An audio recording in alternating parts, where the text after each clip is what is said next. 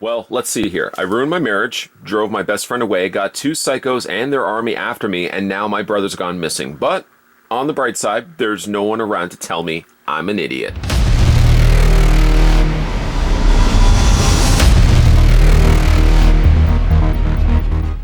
In today's video, we're going to be checking out the NECA Toys Uncharted 4: A Thief's End. This is the Nathan Drake Ultimate Edition action figure, thrown back into the dangerous underworld he tried to leave behind. Nathan Drake must decide what he's willing to sacrifice to save the ones he loves.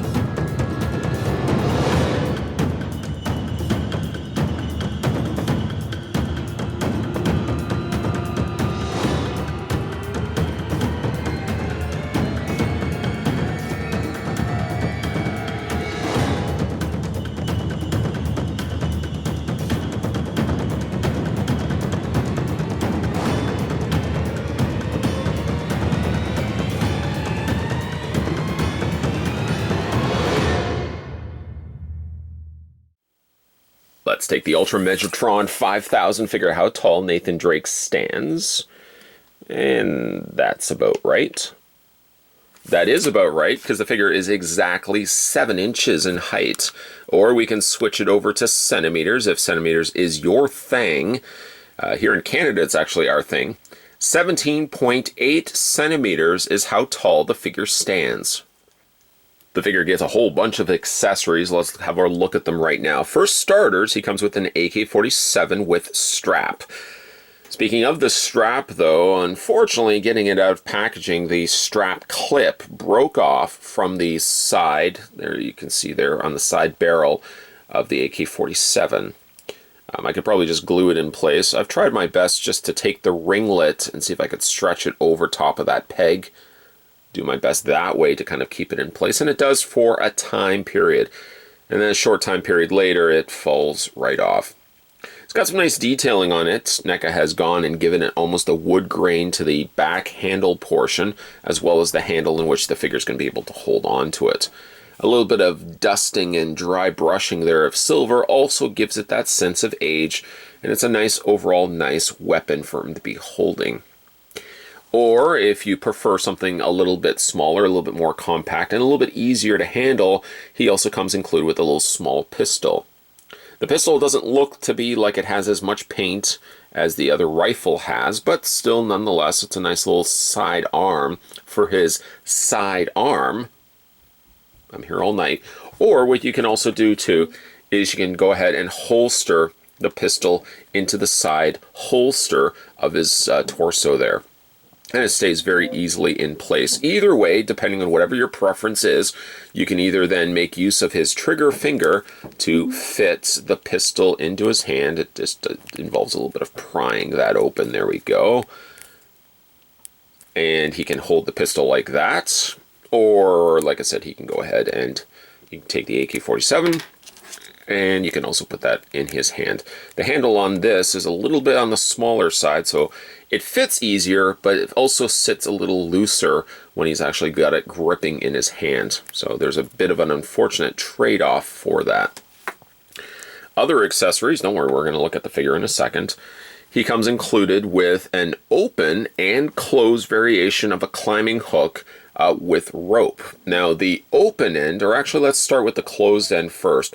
The retracted hook is not something that you can open, and the rope itself is sculpted plastic.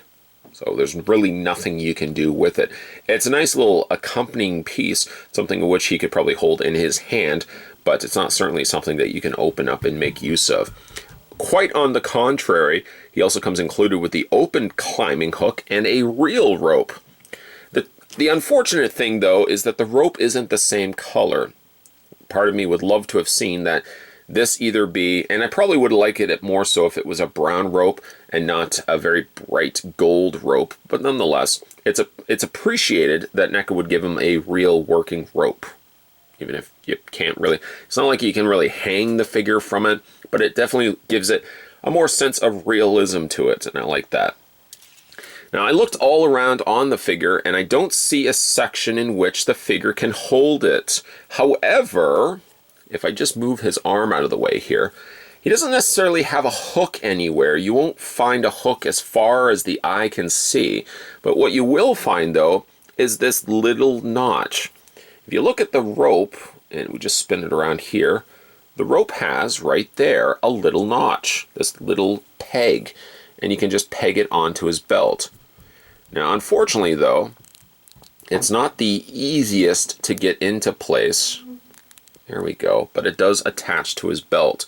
The real problem, though, is that the rope is a softer material. So even like the peg itself is also a very soft material. If it was even at the very least made of a little bit more of a rigid plastic, it would have at least some stability that you could probably much easier peg that into his place. So even though the hook is not present, they do have a good workaround by giving you a little peg on the rope that you can attach that in place. Speaking of his accessories, he does have a couple of interchangeable hands. We'll just put him down here for a second. He's got a pair of closed fists, which are, for the most part, pretty nicely painted. A little on the rosier color, but I mean, you could chalk it up to the fact that he's been outside, so obviously he's got a little bit of tanning happening to his flesh. It almost seems as if, like, this hand isn't so bad. This hand here, you'll see that there's these weird-looking, almost skin-peeling sort of paint that's on this particular hand here. It's nowhere present on the gripping hand, the hand suited for holding the pistol, so it's probably just a case where they added some unnecessary, just lighter paint to it. Almost looks like he's got veinier hands here. But one thing I did want to talk about is this gripping hand, this hand right here. It's supposed to really allow you to hold things such as his hook, but the problem is, let me just lift it up here for a second, you can't pry the fingers away from themselves. You would have to take a little bit of a hot water, like a little hot water bath, just to kind of soften that up a bit to properly fit then the hook in place. I wouldn't be prying this and forcing it into his hand, because this being a very small plastic, very likely would be breaking on me. So you may want to just heat that up. The other thing that Nathan also comes included with is two different head portraits, one of which being the closed, almost more stern, serious face, and one more the grimacing face, which he actually has on the back of the packaging. Either one is perfectly fine. Both also sport the gash on top of his head. Both also sport a 3 to 5 o'clock shadow right there. I do like that it's not sculpted stubble. Instead, they've actually just gone in there and just kind of wet washed a little bit of a darker gray to it. Just gives it that sense that it would be stubble without having to sculpt stubble in.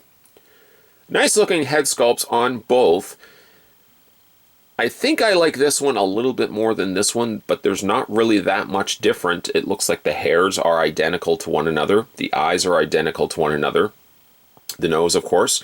Really the only differentiating thing between the two head sculpts is that this one has the grimacing showing teeth, and this one simply does not, but you can simply go with either or. Let's say, for example, this is your cup of tea. We'll go ahead and grab the figure's head on his peg, pull it off. I've mentioned this a couple of times already. I like that NECA is using thin pegs and rather not big bulbous pegs, something that could potentially break. Just pop that back into place like so, and you've got yourself the more anguished Nathan Drake right there. I don't know, it's unfortunate though that his face, the color of his face matches that of his arms, but he's got a very noticeable more tan happening there in his chest. You can again chalk it up to the fact that there's sun on him all the time, that this area would get a little bit more tanned, but it's a very stark, color separation from where his head is to the rest of his chest. Speaking of that though, I don't know why they've done this, but they put some little bit of the same flesh tone up here, down here as well. You don't see it as much when you have the head this way, but when you turn it sideways, you notice this strange brushing of extra paint, which I feel is really unnecessary. Either just leave it off in its entirety, or change the chest color to match that of the head. Again, real nice hair sculpt here. I was really wanting to pick up this figure because I kind of thought it looked a little bit like me. Not too much, but I guess a similar hairstyle and whatnot.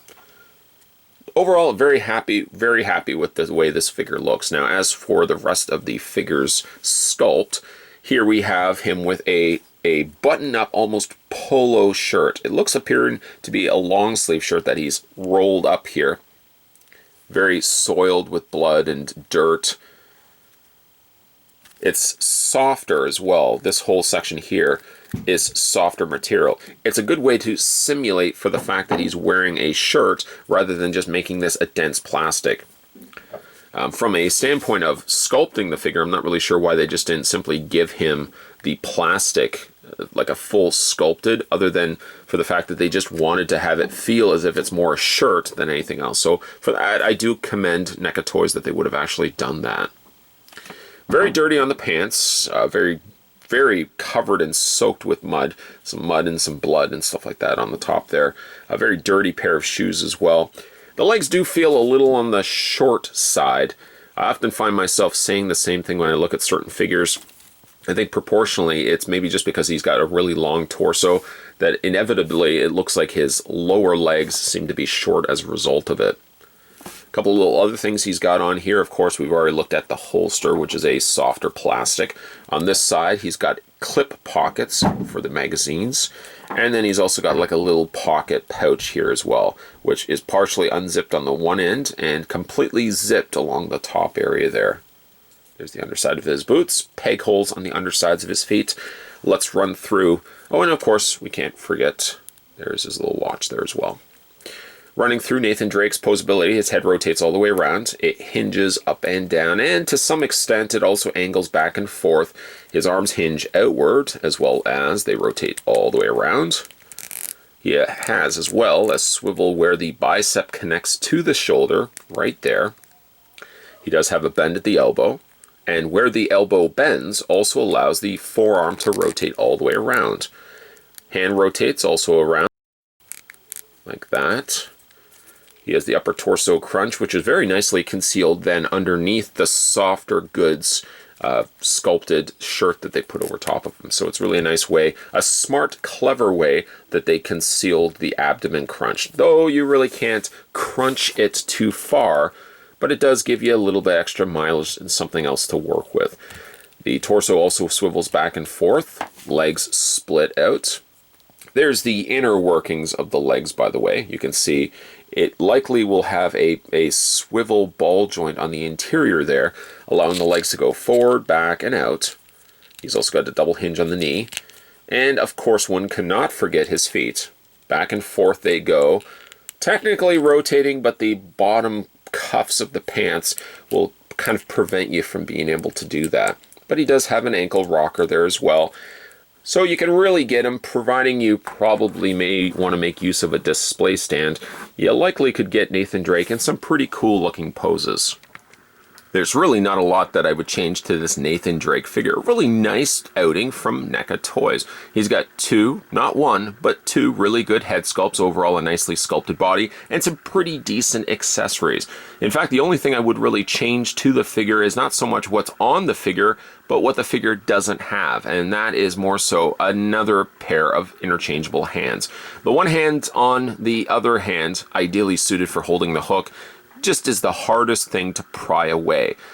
Short of just heating up the hand every single time I would want to remold it and pry the fingers away, they probably could have given us a slightly more bigger grip on the hands, something that he could much easier hold the hook in place without having to force and pry the fingers away every single time.